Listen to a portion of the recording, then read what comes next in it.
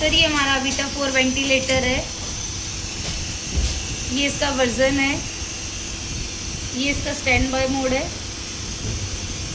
ये आप working hours check कर सकते हो इसका। इसमें मोड अभी अडल्ट सेलेक्ट किया हुआ है। ये इसका पूरा पैरामीटर्स है, आप देख सकते हो कौन से इसमें मोड्स हैं।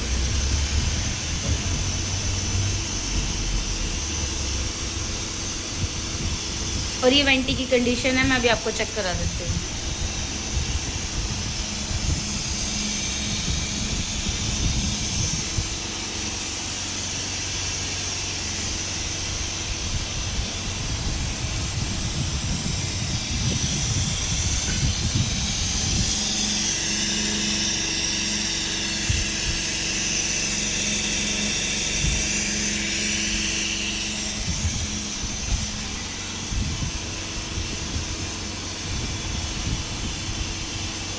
ये इसका ग्राफ आ जाएगा।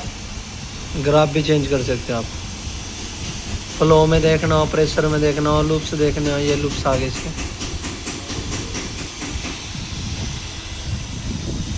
ये मोड हो गए। ये अलार्म से लिमिट होगी सर इसकी। यहाँ से कैलिब्रेशन होती है। ये सर्विस मोड आ जाता है। ये ग्राफ आ जाता है। ये ऑटो सक्शन किया है। इंस्पेक्टरी होल्ड का ये एक्सपेक्टरी का है। ये ब्राइटनेस का है।